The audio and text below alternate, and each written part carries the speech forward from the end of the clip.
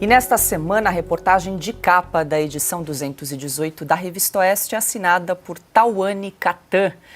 Com o título O Poder do Povo, o texto conta a atuação de voluntários que, sem esperar por ordens, salvaram milhares de vidas nas enchentes no Rio Grande do Sul. Bom, a gente sempre abre aqui as sextas-feiras com um trecho dessa reportagem de capa da Revista Oeste, mas dessa vez a gente vai fazer algo diferente. A gente também recebe sempre a nossa diretora de redação aqui para trazer os destaques da edição. Mas hoje nós vamos receber aqui no estúdio de Oeste Sem Filtro nossa repórter, Tawane Catan, ela que passou 8 dias no Rio Grande do Sul, assinou a reportagem de capa dessa edição. Tawane, seja muito bem-vinda. Boa Obrigada. Noite.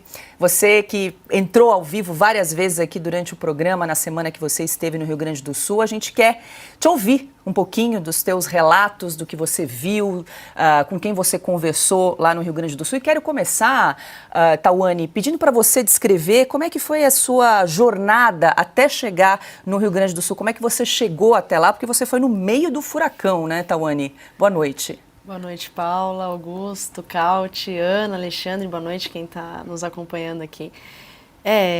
Foi assim, no sábado eu fui até Florianópolis, né, voei até lá, e lá chegando eu consegui contatos, né, eu passei a semana lidando com a questão das doações, nós arrecadamos e conseguimos distribuir o dinheiro, então acabei fazendo uma rede de contatos. E graças a isso eu tive ajudas lá, então nós levamos em torno de 8 horas, praticamente, para chegar de Florianópolis até Porto Alegre. E choveu muito na estrada. Então, o rapaz que estava comigo, ele até ficou com receio. A gente parou um pouco, né? Porque eu falei, olha, aqui é estrada, então tudo bem. Mas foi, assim, muito mais horas, né, do que deveria. Então, a gente levou um tempo a mais justamente por causa disso, né? Tinham muitos caminhões, carretas chegando, indo e vindo. Mas, assim, quando eu cheguei, já tinham pessoas, ainda tinham pessoas, eu cheguei 9 horas da noite. Ainda tinham pessoas na casa que eu fiquei, né? Com as doações, levando, entregando, colocando nas caminhonetas ali. Então, eles paravam bem tarde da noite mesmo e começavam o dia muito cedo. Então eu fiquei pensando, caramba, é realmente um pessoal dedicado e povo, civis, empresários, pessoas que simplesmente levantaram da cama às 7 da manhã e falaram, bom, agora a gente vai para que abrigo, agora a gente vai para que local, para que família, para que distribuição. Então a casa que eu fiquei, ela era ao mesmo tempo, ela recebia as doações e ao mesmo tempo enviava. Tanto que a gente, o rapaz, o dono da casa, ele chegou a contratar segurança para ficar ali. Porque tinha muitas doações, dinheiro na conta, né? Pessoas que doavam diretamente para ele. Inclusive, é da Faz Capital que eu estou falando, né? Uma empresa que acabei conhecendo os donos, os sócios, e eles me ajudaram, né, na parte dos transportes, me ajudaram a entender como é que estava a logística ali. Então, assim, foi muito interessante. Essa primeira chegada eu fui super bem recebida. Eles sabiam que eu estava chegando, começaram a gritar o nome da revista ali na rua. Então foi muito bacana. E ele me explicou um pouco disso, ó, tem segurança aqui, fique tranquila. E foi assim, essa foi a chegada. Bom, Tawane, você está em casa aqui, né, no Estúdio Oeste Sem Filtro, mas agora eu vou abrir aqui a rodada para os nossos comentaristas. Augusto Nunes, muito boa noite, seja bem-vindo. Boa noite, Paula, nossa chefe, Tawane, parabéns pela reportagem. Gostei muito, antes de te fazer a pergunta. Meu amigo Cauti, grande Alexandre Garcia, prazer te ver de volta. E Ana, minha querida parceira, enfim, juntos. É isso aí. Boa noite a vocês que nos acompanham. Você estava contando que foi por rodovia. Uhum. Ela não estava interditada em nenhum trecho, te levou até Porto Alegre? Teve um momento... E esse lugar onde você ficou, onde é que ele era localizado? Sim. Tá. É um bairro região? Que é mais alto, né? Então ele estava seguro em Porto Alegre. É um bairro que estava seco. E aí eu me assegurei disso, perguntei... Na verdade, eles foram super gentis, porque eu perguntei sobre hospedagens. Eles falaram, não, você fica aqui. Não tem problema, é seguro, a gente sabe onde te levar, a gente vai te orientar, não vamos te deixar sozinha. Porque eu fui sozinha, teve gente que achou que eu fui, não, você e 10 pessoas não. Os hotéis fui sozinha. Fechados, vários. Muitos fechados, um ou outro que está aberto mesmo. Mas lá estava seguro. E aí teve uma parte da estrada, assim, que meu colega ali que estava dirigindo até ficou meio... Caramba, será que a gente vai sair daqui? Porque paramos o carro e minutos ali parados. Porque eu acho que lá na frente, o que acontece? Como eram muitos caminhões, muitos carros, eu acho que eles se organizavam assim. Então eu acho que eles paravam, porque não tem farol na estrada, né? Então eles mesmos paravam ali para outras pessoas passarem e depois liberavam. Então eu acho que aí naquele ponto parou o trânsito. Ana Paula Henkel, muito boa noite. A Ana também campou muito essa campanha que nós fizemos aqui, organizamos na Revista Oeste, para reunir e centralizar doações, né, Ana? Que depois nós distribuímos 100% para mais de 50 instituições que atuam lá na ponta, ajudando as vítimas das enchentes no Rio Grande do Sul. E agora temos o prazer aqui de receber a Tawane Catan, que foi lá com um olhar jornalístico para trazer esse sentimento, né, um pouquinho para a gente do que ela vivenciou nesses 8 dias no Rio Grande do Sul. Boa noite, Paula. Boa noite, Cauti, mestres Alexandre, mestre Augusto Nunes, que bom você de volta. Seja muito bem-vindo. Ontem eu não estava aqui, mas mandei o meu abraço. E boa noite à nossa audiência maravilhosa. E Tawane, boa noite muito especial para você e parabéns. Olha, muitas pessoas, Tawane, mandaram mensagens para mim quando você falar com a Tawane. Dê os parabéns pelo trabalho no Sul, pela capa também. Então, seu trabalho foi muito reconhecido pelos nossos leitores e espectadores também. Tawane, tanta coisa para a gente te perguntar, né? Porque você estava ali ao vivo, você viu muita coisa e você fez esse network, né? Essa rede de contatos. Eu sei que é uma pergunta difícil, porque dentro de uma tragédia como essa, muita coisa acontece. Eu acho que você vai ficar marcada para sempre, né? Mas o que mais te surpreendeu ali? O que mais te marcou? Se é que você pode, né? Eu sei que tudo é uma marca indelével em você a partir de agora, mas se você pudesse enumerar 2, 3 coisas ou eventos que mais te marcou, que é aquilo que você vai falar, isso aqui vai ser impossível esquecer e que deixou uma marca em você. Parabéns. Obrigada, Paula. É Ana. É Ana Paula, né? Boa noite. Assim... Mas ela primeira... responde por Paula, também eu respondo por Ana, às então, vezes aqui no tá programa. valendo. Tawane, tá tudo bem. Assim, a primeira coisa que eu respondo muito fácil é realmente a mobilização das pessoas. Porque o que acontece? Elas pensaram em tudo. Então, quando a gente está na internet vendo, quem está fora da cidade, do estado vendo, fala, nossa, legal, complicado, é um problemão, as pessoas estão se mobilizando. Mas quando você está lá, você conversa com um a um e vê a logística que eles montaram, vira uma empresa humanitária. Eu coloco isso na matéria, um empreendedorismo humanitário. Porque as pessoas pensaram em tudo. Então, por exemplo, tinha uma lavanderia que estava funcionando ainda. Só que ela estava funcionando num local em que a rua mais para baixo era água, enchente. E aí, perto dessa lavanderia, tinha um comércio que estava vazio. Os moradores foram lá e falaram, vamos transformar isso aqui num ponto de coleta e de distribuição.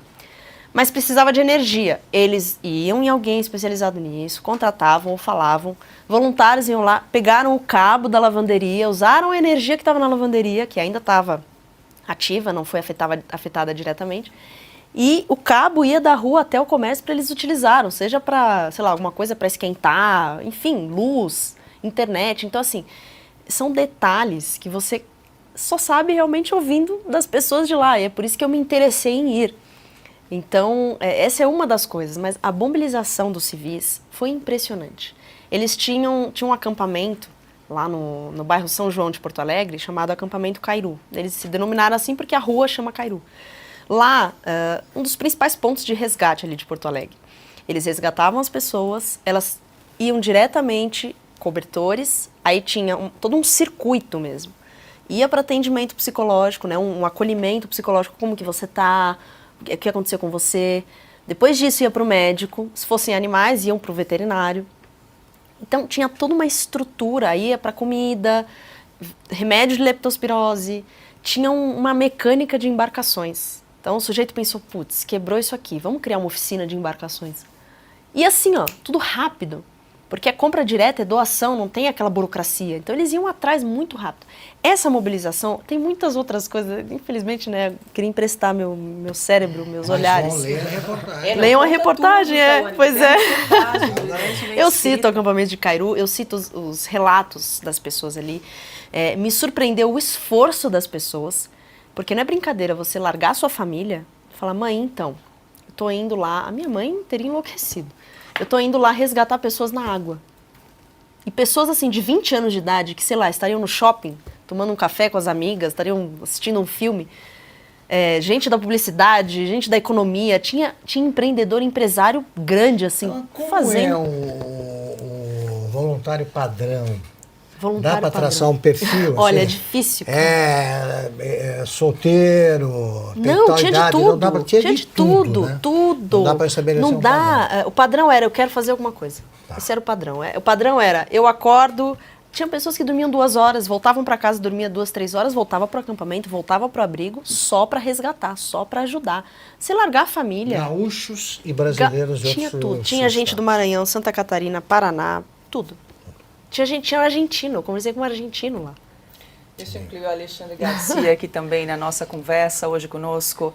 Muito boa noite, Alexandre. Seja bem-vindo. Eu queria aproveitar também trazer, Tawane, a reportagem, a edição já 218 está disponível no site da Revista Oeste. Já tem muitos comentários aqui em relação a essa matéria. Eu queria trazer um especial que chamou muito a atenção, é do Jairo Ricardo Borges de Lucena, que diz o seguinte: comecei a ler essa reportagem para minha esposa e me emocionei em vários momentos da leitura.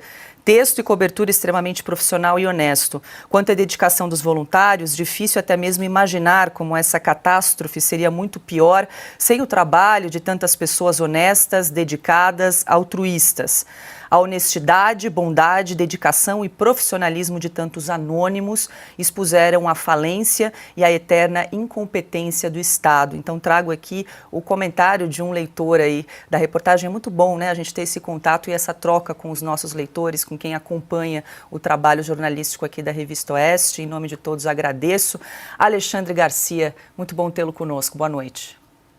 Boa noite, Paula, Ana Paula, Augusto, Carlo e Tawane. Olha, Tawane, onde você andou foi a minha juventude, a minha infância. Eu passei muitas enchentes no Rio Grande do Sul.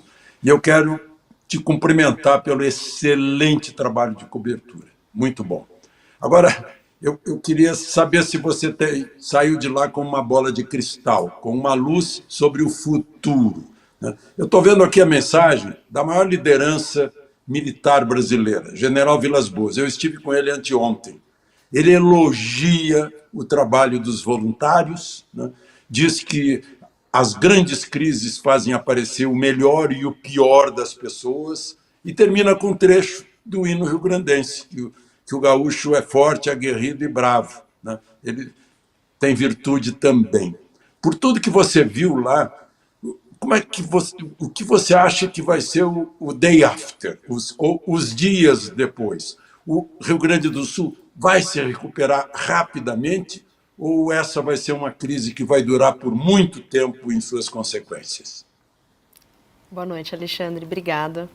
E quero agradecer também o comentário da pessoa que comentou a reportagem. Jairo. O Jairo. Chama Jairo. Alexandre, eu acho que, assim, por exemplo, tiveram enchentes ano passado, em setembro e em novembro. Algumas cidades, por exemplo, Roca Salles, Eldorado, elas tinham sido muito afetadas já no ano passado. É que agora foram 467 só. Então, desde o ano passado, naquelas enchentes, há pessoas ainda em abrigos. Desde setembro do ano passado. Então, assim, imagina agora. Eu fico pensando, a gente tenta ver um fim nisso. O que eu percebo? Houve sim lentidão, a gente percebia nos relatos. Eu mal chegava nesse assunto, a pessoa mesmo falava, e é assim, quando você junta inúmeros relatos de cidades diferentes, de locais diferentes, que tem um padrão, tem uma coisa errada, né? Então há sim a lentidão. Se a gente contar com apenas órgãos públicos, Nossa, mais de década. Eu não consigo nem estimar. Agora, lógico, as pessoas ao mesmo tempo estão muito cansadas. Então, o psicológico delas, né, elas choravam quase que o tempo todo. Inúmeras entrevistas que eu fiz, choravam, desabafavam.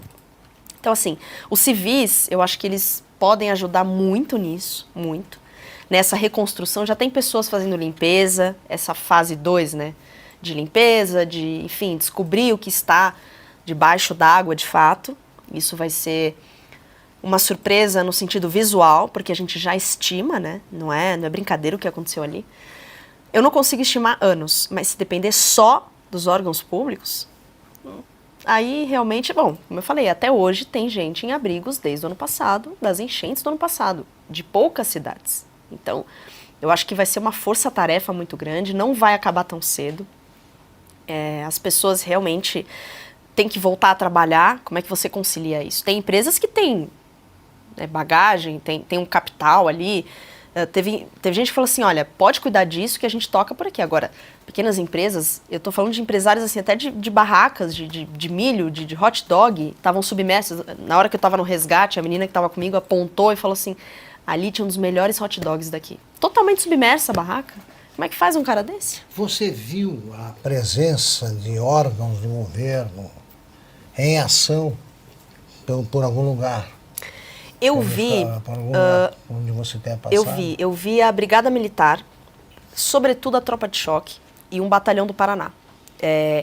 Tinha EPTC rodeando ali e tal, mas as pessoas ainda assim falavam, isso é muito pontual, a gente teme pelas doações que estão aqui, pelas pessoas que estão aqui, então elas passavam a noite. Bom, não é à toa que muita gente andava armada, civil. Inclusive nos resgates. Por quê? Porque os caras vão... Ainda tem essa, né? Eles assaltam os barcos, ou pegam barcos que eles têm, pequenos, e teve gente que finge que é resgatista. Então muita gente ia armada. Agora a Tropa de Choque fazia, assim, uma ronda mais ostensiva nas madrugadas. Não sei dizer se desde os primeiros dias. Eu acho que não imediato. Muita gente demorou para chegar. Mas eles faziam rondas ostensivas nas madrugadas, porque tinha gente que se aproveitava disso, né? Porque também, essas pessoas também perderam coisas, mas obviamente não justifica chegar nesse ponto. Tem uma outra reportagem publicada nessa edição da Revista Oeste, né, uma enchente de violência que fala um pouco sobre essa questão das facções, da violência aí nos abrigos, né, Tauane? Essa reportagem é assinada aí pela nossa repórter Sara Pérez. E é o lado escuro do ser humano, aí mencionado pelo Alexandre. É na tragédia que a gente conhece o homem, né?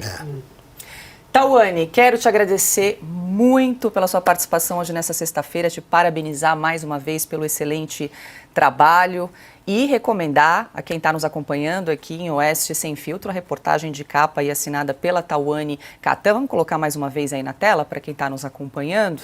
Tá aí então o poder do povo em meio à maior tragédia da história do Rio Grande do Sul.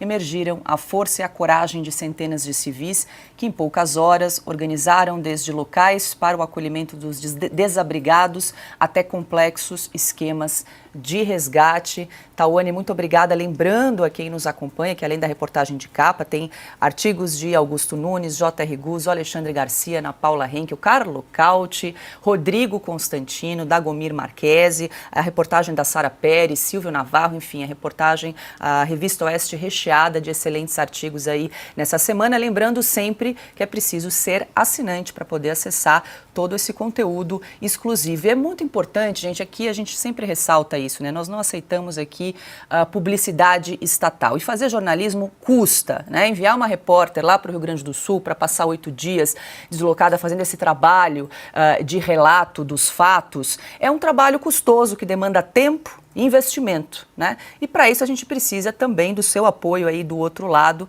para assinar a nossa revista digital. Então você que gosta aqui do conteúdo de Oeste Sem Filtro, ainda não é assinante, corre lá, revistaoeste.com/assine. Se você já é assinante, indique aí para os seus amigos e familiares para a gente crescer, aumentar o nosso bolo aqui, nossa comunidade, poder enviar mais jornalistas para viajar aí pelo Brasil, pelo mundo, para trazer mais reportagens aí, como trouxe a Tauane nessa edição. Boa noite, Tauane, um ótimo final de semana, bom descanso para você. Boa noite, Paula. Boa noite, Augusto, Ana, Alexandre, Cauti. Boa noite a todos. Obrigada pela ajuda, sobretudo dos gaúchos que mesmo naquela situação me ajudaram muito e me receberam com muito carinho.